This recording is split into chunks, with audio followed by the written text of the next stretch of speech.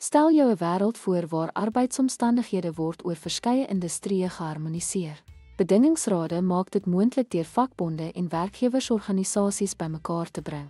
Hulle het beduidende mag om arbeidsomstandighede te reguleer en sodoende billike praktyke vir almal te verseker.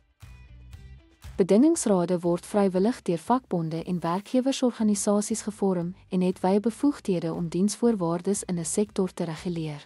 Statutêre rade word deur die minister van Werk en Arbeid ingestel waar daar onvoldoende verteenwoordiging is om 'n bedingingsraad te vorm, maar waar regulering van diensvoorwaardes steeds nodig is.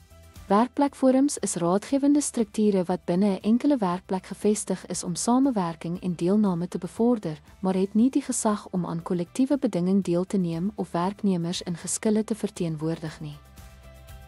Ten slotte, terwyl bedingingsrade en statutêre rade fokus op sektorwye kollektiewe bedinging, poog werkplekforums om konsultasie binne individuele ondernemings te bevorder sonder bedingingsmagte. Dankie dat u by ons aangesluit het.